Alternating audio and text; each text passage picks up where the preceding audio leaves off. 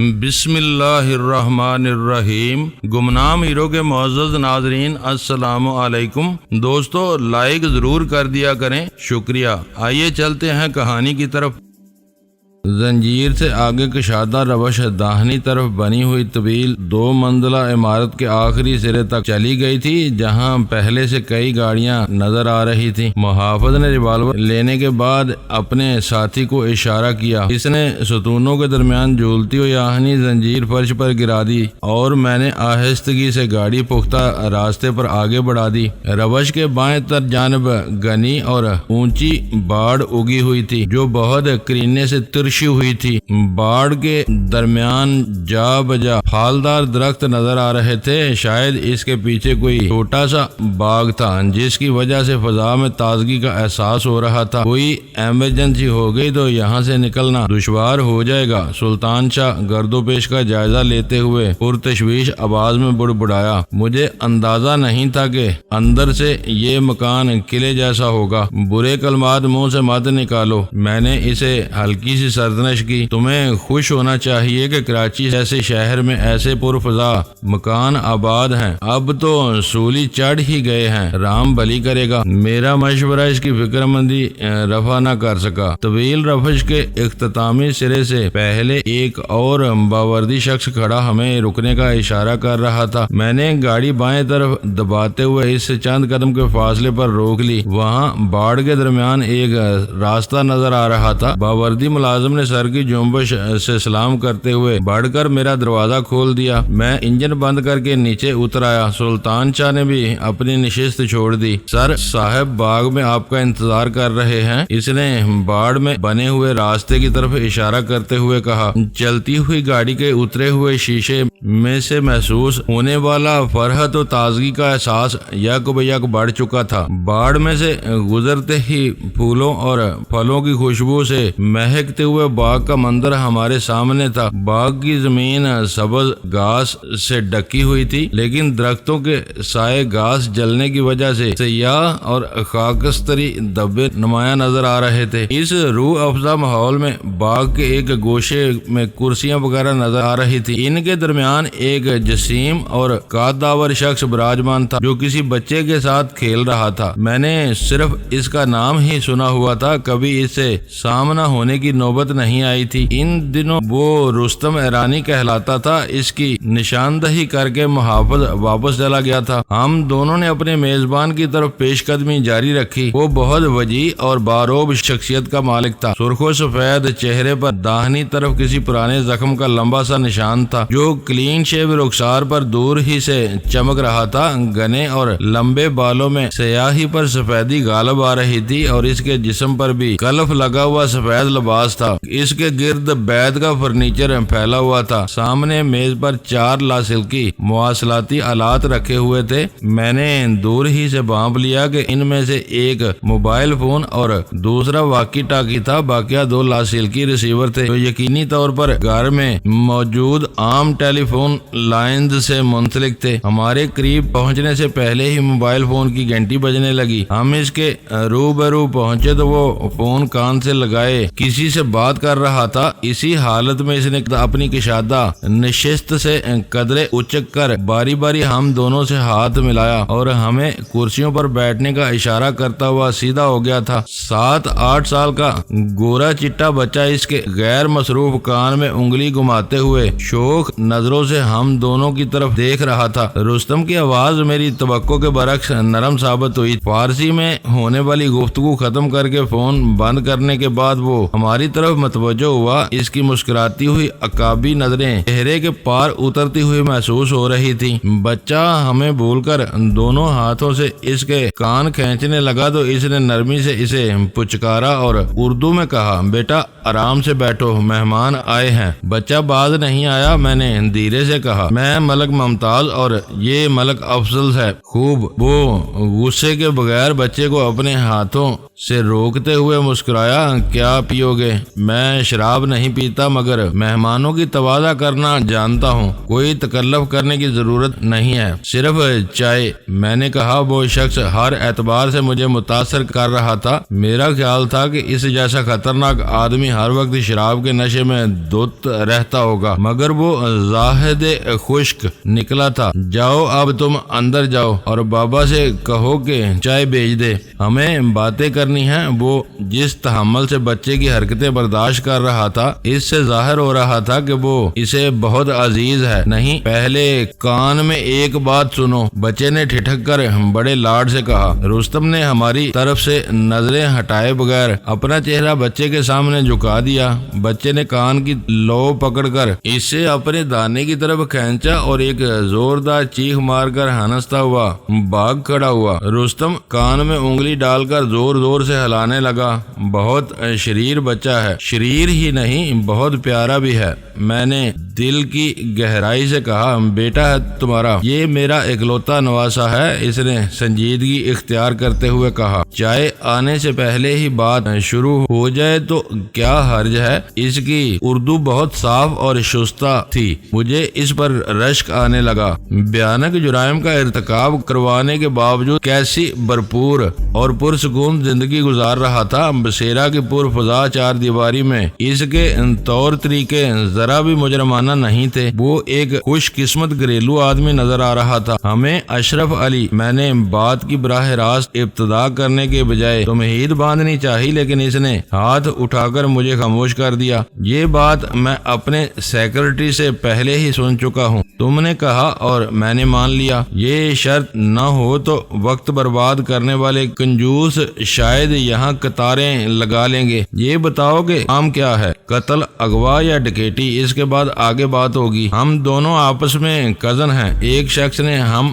دونوں۔ رستم کی مداخلت کی وجہ سے میری بات ایک مرتبہ پھر ادھوری رہ گئی۔ کام کے سلسلے میں میں ضروری رازداری کا قائل ہوں۔ وہ کہہ رہا تھا، میں جج ہوں نہ وکیل، تم کو میرے سامنے اپنی خواہش کا کوئی جواز سبب پیش کرنے کی ضرورت نہیں ہے۔ تم کام بتاؤ، میں دام بتاؤں گا اور پروگرام طے کر لیا جائے گا۔ اپنے نواسے کو رخصت کر دینے کے بعد رستم کے چہرے پر درشتی عود کر آئی تھی، مگر اس کی باتیں بہت دو ٹوک تھیں۔ وہ خود ہی اس ملاقات کو بہت سہل بنانے کی کوشش کر رہا تھا۔ کوئی شناخت نہ جواز، مجھے بس براہ راست کام بتانا تھا۔ رستم سے ملاقات کے لیے میری ساری تیاری بے سود ثابت ہوئی۔ متوقع سوال و جواب کا امکان دور دور تک باقی نہیں رہا تھا۔ میں نے سرسراتی ہوئی آواز میں کہا، قتل، تمہارا حریف کس شہر میں رہتا ہے؟ اس نے کسی توقف کے بغیر پوچھا۔ اس نے خود مجھے تفصیل میں جانے سے روک دیا تھا۔ میں نے ابہام کا فائدہ اٹھاتے ہوئے صرف شہر کا نام لینے پر اکتفا کیا، نئی دہلی۔ اس کے چہرے پر ایک سایہ سا آ کر گزر گیا اور اس نے چونک کر سوال کیا، کیا وہ کوئی غیر ملکی ہے؟ میرا جواب اثبات میں تھا۔ اس بار میں نے صرف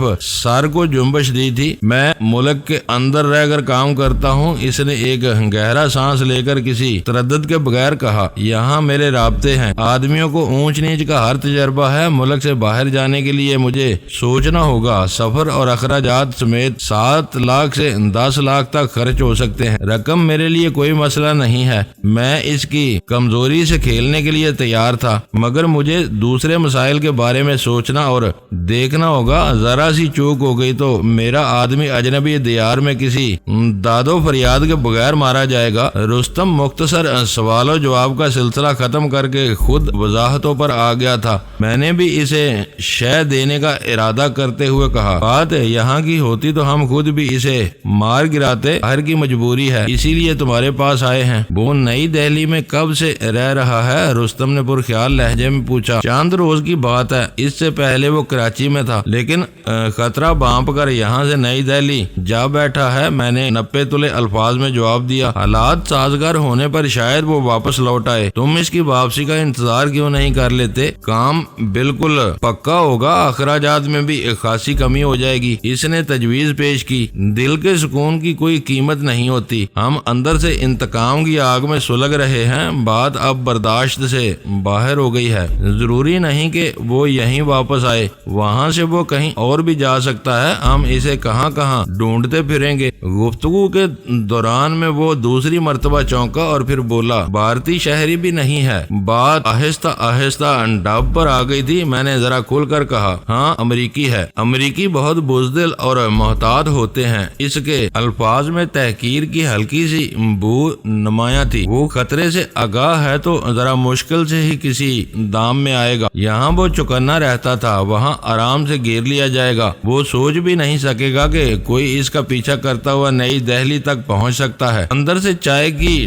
ٹرے لے کر آنے والا معمر اور بارش مگر تندرست شخص ہمارے قریب آ گیا۔ ہم تینوں کی خاموشی کے درمیان اس نے چائے کی پیالیاں تیار کی اور واپس چلا گیا۔ چائے نوشی کے دوران میں اس موضوع پر کوئی بات نہ ہوئی۔ سلطان شاہ نے گفتگو میں حصہ لیتے ہوئے اس کے باغ کی تعریف کی اور وہ انکساری سے ہمیں بعض بیش قیمت پودوں اور درختوں کے بارے میں بتانے لگا جو شہر میں ہی نہیں بلکہ ملک بھر میں نایاب تھے۔ چائے کا سلسلہ ختم ہونے پر اس نے فیصلہ کن لہجے میں کہا، تم کل شام فون کر لو، میں کام کرنے یا نہ کرنے کے بارے میں بتا دوں گا۔ میں نے مایوسی اور قدرے حیرت سے کہا، کیا تمہاری طرف سے انکار کا امکان بھی ہے؟ موہوم سا اس نے بے پرواہی سے کہا، 10-5 لاکھ کے لیے میں اپنی اس جنت کو چھوڑ کر میدان میں نہیں نکل سکتا۔ میں دوسروں سے کام لیتا ہوں، مجھے ان کے حوصلے کا اندازہ لگانا ہے۔ امید یہی ہے کہ تمہارا کام ہو جائے گا۔ ہم بہت امیدیں لے کر تمہارے پاس آئے تھے، ضرورت ہو تو ہم اپنا فون نمبر چھوڑ دیں گے۔ کام تمہارا ہے، میرا نہیں۔ تمہاری غرض تمہیں یہاں تک لائی ہے، تم خود ہی فون کر لینا، مجھے تمہارے کسی پتے یا ٹھکانے کی ضرورت نہیں ہے۔ اس نے بے نیازی سے کہا، تم بہت بے خوف اور دلیر آدمی ہو۔ میں نے کھلے دل سے اعتراف کیا، جو آدمی سیدھا اور کھرا کام کرتا ہے وہ اندر سے اسی طرح مضبوط ہوتا ہے۔ پھر بھی اندیشے تو ہوتے ہیں، کوئی غلط آدمی بھی یہاں تک آ سکتا ہے، وہ آ کر کیا کر لے گا؟ میں کون سی ہیروئن کی تجارت کرتا ہوں؟ میں منشیات کے دھندے میں ہرگز ہاتھ نہیں ڈالتا، یہاں صرف باتیں ہوتی ہیں۔ باہر والوں کو کیا خبر کہ یہاں تم سے کیا بات کر رہا ہوں؟ اس نے واضح کیا، شفاقانہ غرور کے ساتھ کہا، اور اگر کوئی آ ہی جاتا ہے تو پھر یہاں سے زندہ واپس نہیں جا سکے گا۔ یہاں چپے چپے پر میرے محافظوں کی نگاہیں رہتی ہیں۔ اپنے معاملات کو تم زیادہ بہتر سمجھتے ہو، مگر یہ سب باتیں آنے والے کو متحیر اور مروب کرتی ہیں۔ اس نے اٹھ کر خلیقانہ مسکراہٹ کے ساتھ میری طرف ہاتھ بڑھا دیا۔ ہمارے لیے وہاں رکنے کی مزید کوئی گنجائش نہیں تھی۔ ملاقات کے خاتمے کے خاموش اعلان پر ہم نے الوداعی مسافے کیے اور واپس چل دیے۔ اس وقت تک رستم کے باغ میں کھمبوں پر لگے ہوئے متعدد برقی لیمپ روشن ہو چکے تھے۔ دھندل کا پھیل جانے کے باعث باغ کا منظر کچھ اور خوشنما معلوم ہونے لگا تھا۔ رستم کی طرح اس کے گھر کے سارے ملازم بھی مہذب اور شائستہ تھے۔ باڑ والے راستے کے باہر موجود محافظ ادب سے ہمیں رخصت کیا۔ پھاٹک پر ہمارے پہنچنے سے پہلے ریوالور تیار تھے جو کسی تاخیر کے بغیر واپس کر دیے گئے اور ہم بسیرا سے نکلتے چلے گئے۔ اس کی شخصیت اپنی شہرت کے برعکس بہت اثر انگیز ہے۔ باہر نکلنے کے بعد سلطان شاہ نے تبصرہ کیا، یہ اگر کامیاب ہے تو اس کے اسباب میں اس کی ذات کا نمایاں دخل ہے۔ وہ ایک ناقابل تردید حقیقت تھی۔ اس پوری ملاقات میں صرف ایک بات ہی قابل اعتراض تھی کہ رستم نے اپنے خوفناک پیشے کو سیدھا اور کھرا قرار دیا تھا۔ بسیرا سے ہمیں ہوٹل پہنچنا تھا۔ واپسی پر کسی تعاقب وغیرہ کے اندیشے کے پیش نظر وہ بندوبست ضروری سمجھا گیا تھا، مگر رستم اپنی دنیا میں مگن رہنے والا ایک بے فکر انسان ثابت ہوا تھا۔ اس نے ہمیں ضرورت سے زیادہ اہمیت نہیں دی تھی، نہ ہمارے بارے میں کسی غیر ضروری تجسس حرص کا مظاہرہ کیا تھا۔ اس کا واضح ثبوت یہ تھا کہ واپسی پر ہمارے پیچھے سڑک دور تک سنسان پڑی ہوئی تھی۔ ہمارے اس مشن کے بارے میں ویرا بہت زیادہ فکر مند تھی۔ اس کی رائے میں رستم دادا سے چھیڑ چھاڑ ہمیں مہنگی پڑ سکتی تھی۔ اس کی تسلی کے لیے میں نے راستے ہی میں اپنا موبائل فون آن کر کے سلطان شاہ کے حوالے کر دیا۔ اس نے اسٹیشن 4 کا نمبر ملا کر چند منٹ چٹپٹی باتیں کی۔ اس کے انداز سے واضح ہو گیا تھا کہ وہ ابل خان سے بات کر رہا تھا۔ پھر اس نے فون مجھے تھما دیا۔ میں نے اسے ملاقات کی کامیابی کے بارے میں بتایا تو وہ کھل اٹھا۔ یہ بات ابتدا سے ہی ہمارے سامنے رہی تھی کہ رستم کی رضامندی کی صورت میں اوبرائن ڈی ہنٹ پر مہلک وار کر کے ہم امریکیوں کو ششدر کر سکتے تھے۔ ہوٹل میں کچھ وقت گزارنے کے بعد رات ڈلے ہم وہاں سے اسٹیشن 4 کے لیے روانہ ہو گئے۔ ان تینوں کو ہوٹل بلانے کا خطرہ مول لینے سے بہتر یہی تھا کہ ہم ان کے پاس چلے جاتے۔ ہماری واپسی کی سب سے زیادہ خوشی غزالہ کو ہوئی تھی۔ ہماری اور رستم کی ملاقات کے بارے میں وہ بھی کسی خوش فہمی میں مبتلا نہیں تھی، مگر تفصیلات سن کر وہ بھی خوش ہو گئی۔ صرف 7 لاکھ یا اس سے کچھ زائد رقم میں اوبرائن ڈی ہنٹ جیسے موذی سے نجات حاصل کرنے کا سودا ہر اعتبار سے مسرت انگیز تھا۔ احتیاط کا تقاضا یہ ہے کہ رستم سے کوئی مفاہمت ہونے سے پہلے تم بخشی کے کان کھول دو۔ گفتگو کے دوران میں ویرا نے تجویز پیش کی، اسے یہ معلوم ہو جانا چاہیے کہ تم کل عمان کے لیے روانہ ہو رہے ہو۔ مجھے اس سے رابطہ کیے کئی دن ہو چکے تھے۔ اول خان اور سلطان شاہ نے بھی ویرا کی تائید کی۔ میں خود بھی یہی محسوس کر رہا تھا کہ میری غیر معمولی خاموشی بخشی کو میری طرف سے کسی جلاہٹ میں مبتلا کر سکتی تھی۔ اس کو ٹھنڈا کرنے کے لیے ضروری تھا کہ کرنل جمال دستی والے کھیل کا اختتام کر دیا جائے۔ وقت کافی ہو چکا تھا، مگر ایک فیصلے کے بعد رابطے کی کوشش کر لینے میں کوئی حرج نہیں تھا۔ نمبر ملنے پر بخشی ہی نے فون اٹھایا اور میری آواز پہچانتے ہی خفگی سے پھٹ پڑا۔ میری اور اس کی آخری دوستانہ گفتگو تھی۔ میں نے اپنے طے شدہ پروگرام کے تحت اسے اپنی مجبوریوں سے آگاہ کیا اور جب اس کا لب و لہجہ معمول پر آ گیا تو میں نے فورس سے اپنی سبق دوشی اور عمان میں جبری تقرری کا ذکر چھیڑ دیا۔ اس کے لیے وہ خبر ذہنی جھٹکے سے کم نہیں تھی۔ اس نے عمان سے جان چھڑانے کے لیے تجویز پیش کرنی شروع کر دی۔ میں مایوسانہ انداز میں جواب دیتا رہا۔ جب ہر راہ مسدود ہو گئی تو اس کی آواز پر نا امیدی کا غلبہ ہو گیا تھا۔ میں تمہارے لیے سنہری خواب دیکھ رہا تھا، تمہیں وہ سب مل سکتا تھا جو تم چاہتے ہو، گرین کارڈ، $20 لاکھ کا انعام اور آزادی۔ میں نے تمہیں کام آسان کرنے کا پورا بندوبست کر لیا تھا۔ تم اب بھی حوصلہ کر کے فرار ہو جاؤ تو سب ممکن ہے۔ منزل عام پر آئے بغیر بھی تم سب کچھ کر سکو گے۔ STF کے درندے تمہاری سائے تک بھی نہیں پہنچ سکیں گے۔ سامنے آئے بغیر میں کچھ بھی نہیں کر سکوں گا۔ مجھے افسوس ہے میجر کے وقت کے شفاق ہاتھوں نے میری ہر آرزو کا گلا گھونٹ دیا ہے۔ ڈینی کی تلاش کا کام میں نے کسی اور کو سونپ دیا ہے۔ اس نے مجھے حوصلہ دینے کے لیے انکشاف کیا۔ اس کے ہاتھ بہت لمبے ہیں، تمہیں بس اس کی مدد کرنی ہوگی۔ وہ اپنا مقررہ معاوضہ لے گا اور انعام تمہارا ہوگا۔ معاوضے پر کسی اور کی خدمات کا ذکر آتے ہی میرے ذہن میں ایک کوندا سا لپکا۔ تم کس کی بات کر رہے ہو؟ شاید تم اسے نہ جانتے ہو، وہ انڈر ورلڈ کا بادشاہ ہے۔ رستم تمہاری ہر خواب میں حقیقت کا رنگ بھرنے کی طاقت اور صلاحیت رکھتا ہے۔ وہ اس سے آگے بھی کچھ کہہ رہا تھا، مگر اس کی زبان رستم کا نام سنتے ہی میرا ذہن سن ہو کر رہ گیا تھا۔ وہ شاید مجھ سے پہلے رستم سے اپنے معاملات طے کر چکا تھا۔ یہ قسمت کی ستم ظریفی تھی کہ اس نے ہمیں ایک دوسرے سے بچھڑتے بچھڑتے دوبارہ ایک راہ پر ڈال دیا تھا۔ میں نے رستم سے نئی دہلی میں اوبرائن ڈی ہنٹ کے بارے میں ابتدائی مذاکرات کیے تھے اور وہ اگلے دن مجھے اس بارے میں اپنے فیصلے سے آگاہ کرنے والا تھا، مگر میجر بخشی پہلے ہی رستم کو میری تلاش پر مامور کر چکا تھا۔ فون پر میجر بخشی کا وہ انکشاف میرے لیے ایک دھماکے سے کم نہیں تھا۔ اس کے الفاظ نے فوری طور پر میرا ذہن معاف کر کے رکھ دیا، لیکن میرا وہ ابتدائی رد عمل زیادہ طول نہیں پکڑ سکا۔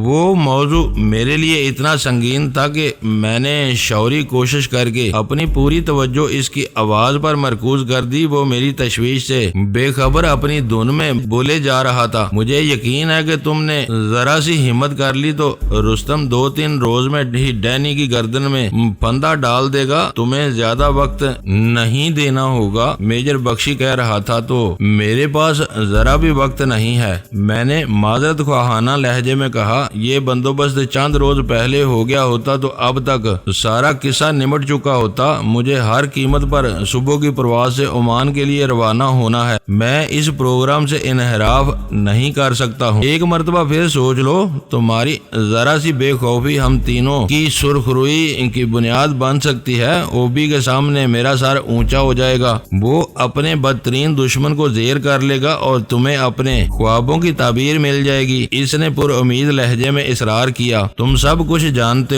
بوجھتے ہوئے بھی ایسی باتیں کر رہے ہو۔ اسپیشل ٹاسک فورس میں حکم سے سرتابی کا تصور ناپید ہے۔ میں طے شدہ پرواز سے روانہ نہیں ہوا تو وہ مجھے اس دنیا سے ہی رخصت کر دیں گے۔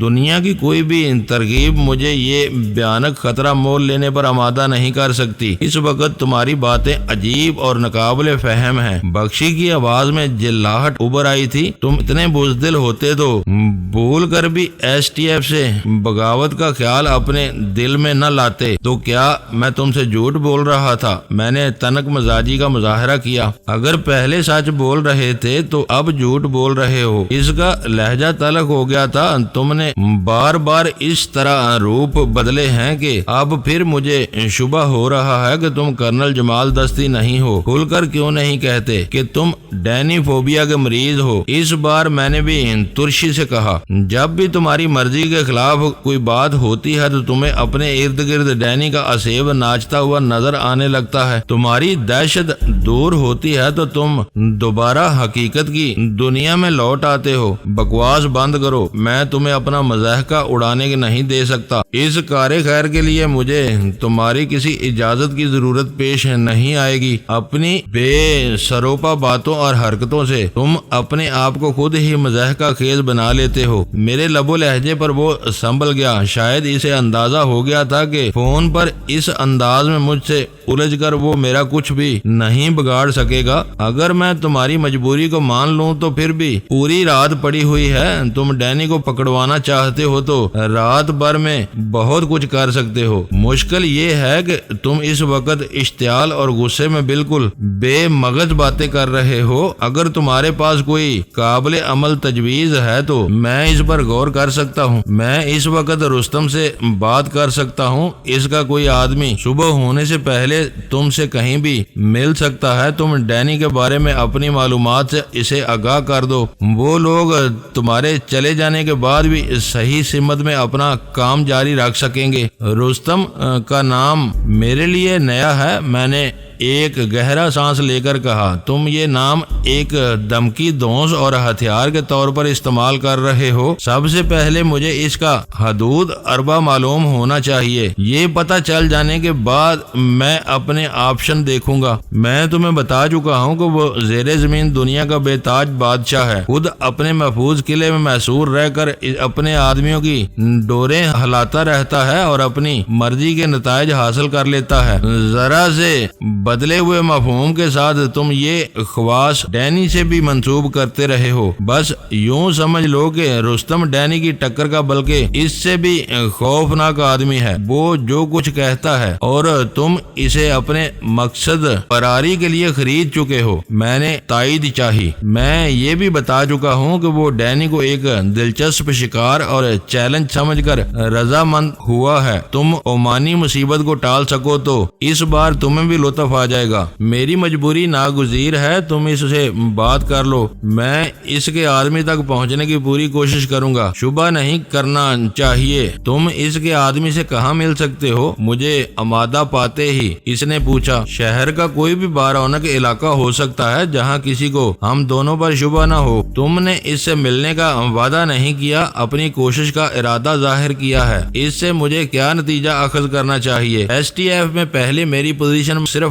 مشکوک تھی، مگر اب میرے مستقبل کا فیصلہ کیا جا چکا ہے اور میں کراچی میں صبح تک کا مہمان ہوں۔ اگر یہاں سے نکلنے پر کسی نے میرا تعاقب کرنے کی کوشش کی تو میں رستم کے آدمی کا رخ نہیں کروں گا، کچھ دور جا کر واپس اسٹیشن 4 لوٹ آؤں گا۔ میرا وہ ہیلا بہت وزنی تھا، میجر بخشی اس پر کوئی اعتراض نہیں کر سکا تھا، مگر اس نے یہ ضرور کہا کہ میں اس سے پہلے ہمیشہ اپنے وعدے کے مطابق ان لوگوں تک پہنچتا رہا تھا، ہر بار میں احتیاط سے کام لیتا تھا۔ یہ میری خوش قسمتی تھی کہ میرا پیچھا نہیں کیا جا رہا تھا۔ آج رات بھی میدان صاف ہوا تو میں ضرور وہاں پہنچوں گا۔ تم پر بار بار غصہ آنے کے باوجود میں نہ جانے کیوں تمہارے بارے میں پر امید ہوں۔ اس کی آواز سے رہی سہی تلخی بھی کافور ہو گئی۔ میں اس سے پروگرام طے کرتا ہوں، تمہیں اس کے مطابق مقررہ مقام پر پہنچنا ہوگا۔ میں نے آدھے گھنٹے کے بعد دوبارہ فون کرنے کا وعدہ کر کے سلسلہ منقطع کر دیا۔ تم اس سے جان چھڑانے کی بجائے اس معاملے کو بلا وجہ طول دے رہے ہو۔ رستم کے آدمی ویرا نے برا سا منہ بنا کر کہا، یہ میری نہیں، اس کی تجویز تھی اور وہ اس پر اصرار کر رہا تھا کہ میں نے سگریٹ سلگاتے ہوئے کہا، یک لخت رابطہ ختم کرنا بہت آسان ہوتا ہے، مگر مجھے منطقی انداز میں اسے یہ یقین دلانا ہے کہ اب وہ کرنل جمال دستی کو پاکستان میں تلاش نہیں کر سکے گا۔ وہ رہ کر ہر مرتبہ تمہارے اوپر شبہ کر رہا ہے، ایسا نہ ہو کہ رستم کے آدمی سے ملاقات کے بہانے وہ تمہیں پکڑنے کی کوشش کرے۔ اسے اندازہ ہو چکا ہے کہ وہ افہام و تفہیم کے ذریعے تمہیں عمان جانے سے نہیں روک سکے گا۔ سلسلہ سلطان شاہ نے کہا، اول تو میرا رستم کے آدمی سے ملنے کا کوئی ارادہ نہیں ہے۔ آدھے گھنٹے کے بعد اس کی طرف سے کوئی قابل عمل تجویز آئی، اس پر پورے غور و فکر کے بعد اور پورے تیاری کے ساتھ عمل کیا جائے گا۔ اس بار آپ کو بہت محتاط رہنا ہوگا۔ غزالہ بولی، کلب سے آپ کے اغوا کی کوشش میں ناکام ہونے کے بعد اب وہ کوئی بھی کمینگی دکھا سکتا ہے۔ میں نے مسکرا کر پیار سے اس کے شانے پر تھپکی دی اور کہا، تم فکر مت کرو، میں جان بوجھ کر اندھے کنویں میں چھلانگ لگانے والوں میں سے نہیں ہوں۔ یہ دوسرا موقع ہے کہ میجر بخشی نے بالکل وہی سوچا جو تم سوچ رہے ہو۔ اول خان نے پرخیال لہجے میں کہا۔ میں نے چونک کر اس کی طرف دیکھا اور اس نے اپنی بات جاری رکھتے ہوئے کہا، کلب میں طے ہونے والی آخری ملاقات میں تم اس کے اغوا کا منصوبہ لے کر گئے تھے اور وہ بھی تمہارے بارے میں یہی فیصلہ کیے بیٹھا تھا۔ یہ اور بات ہے کہ پہل کرنے کا موقع ملنے کے باوجود کامیاب نہ ہو سکا۔ سلطان شاہ بولا، ہمارے سیاسی اور سفارتی مجبوریاں آڑے نہ آئی ہوتی تو وہ اب سے بہت پہلے نرگباش ہو کر جلتے بنتے ہوئے گوشت کی بو سے لطف اندوز ہو رہا ہوتا، اور اب رستم کے بارے میں بھی یہی ہوا ہے۔ اول خان کہہ رہا تھا وہ اسے تمہارے پیچھے لگا چکا ہے اور تم اس سے اوبرائن ڈی ہنٹ کا کام تمام کروانا چاہ رہے ہو۔ یہ محض اتفاق نہیں ہے، اس سے ظاہر ہوتا ہے کہ بخشی کی سوچ ہماری توقع سے زیادہ تیز ہے۔ یہاں دستیاب وسائل اور رابطوں سے وہ پوری طرح باخبر ہے۔ اس کی کشیدہ گوئی میں وقت برباد کرنے کے بجائے یہ سوچو کہ اب فون پر اس سے کیا بات کرو گے۔ ویرا نے درمیان میں دخل اندازی کی۔ کچھ بھی نہیں، میں نے بے فکری سے جواب دیا، مجھے صرف اس کی بات سننی ہے اور ہمیشہ کے لیے اسے بھول جانا ہے۔ اس کی تجویز سود مند نظر آئی تو کچھ سوچا جائے گا، ورنہ وہ سمجھ لے گا کہ میں کسی ناگزیر مجبوری کی وجہ سے وہاں نہیں پہنچ سکا۔ ہماری سوچ بہت معقول ہے اور واضح ہے، اول خان نے تعریف کی۔ یہ بالکل بے مقصد سوچ ہے، ویرا نے حسب عادت اعتراض کیا۔ تمہارے سامنے اب کوئی مقصد باقی نہیں رہا، معلوم ہوتا ہے جیسے تم بخشی کے اسیر ہو کر رہ گئے ہو۔ تم کوئی با مقصد تجویز پیش کرو، میں مان لوں گا، میں نے پورے خلوص سے کہا۔ اس وقت بہترین صورت یہی ہے کہ ہم بخشی کو مار دیں، اس افسانے کو یہیں ختم کر دیں۔ یہ موضوع پہلے ہی ختم ہو چکا ہے، جوابی کارروائیوں میں نہ جانے کیسے کیسے ہیروں سے محروم ہو سکتے ہیں۔ وہ لوگ نئی دہلی میں بخشی کے خون کا بدلہ ضرور لیں گے۔ اول خان چائے کے لیے پہلے ہی ہدایت دے چکا تھا۔ مزیدار چائے کی چسکیوں کے درمیان وقت بہت بہت تیزی سے گزر گیا اور ان کی یاد دہانی پر میں دوبارہ فون کی طرف متوجہ ہو گیا۔ بخشی اپنے حصے کا کام نپٹانے کے بعد میری کال کا منتظر تھا۔ میری آواز پہچانتے ہی اس نے کہا، میری بات ہو گئی ہے، تم 2 بجے تک بصیرہ میں پہنچ سکتے ہو۔ بصیرہ کیا بلا ہے؟ اپنی حیرت کو چھپاتے ہوئے میں نے انجان بن کر پوچھا۔ تمہارے قائد اعظم کے مزار کے سامنے پارسی کالونی آباد ہے جو پھیل کر سولجر بازار تک چلی گئی ہے۔ اسی کے کلب میں ایک مشہور محل نما عمارت ہے، شاید رستم وہیں رہتا ہے، اس کے آدمی وہیں تمہارا انتظار کرے گا۔ تم یہ سب جانتے ہو، مگر مجھے کیسے پتا چلے گا کہ میں صحیح آدمی تک پہنچا ہوں؟ مجھے اس دشواری کا اندازہ تھا۔ رستم فیلڈ میں کام کرنے والوں کو شاید اپنے گھر کا رخ کرنے کی اجازت نہیں دیتا، مگر میری درخواست پر اس نے موسیٰ کو بلانے پر آمادگی ظاہر کی ہے۔ اسے تم پہلی ہی نظر میں پہچان لوگے۔ میں کسی موسیٰ سے واقف نہیں ہوں۔ میں پھر انجان بن گیا، حالانکہ ایس ٹی ایف کے ذریعے مجھے معلوم ہو چکا تھا کہ کلب میں اغوا کے 2 طرفہ پروگرام کی پشت پناہی کے لیے میجر بخشی جن 2 مسلح گنڈوں کو کلب کے لان میں پر بلا لایا تھا، انہی میں سے ایک کا نام موسیٰ تھا۔ کلب میں موجود مسلح آدمیوں کی صورتیں تمہیں یاد ہوں گی۔ مونچھوں والے کا نام موسیٰ تھا۔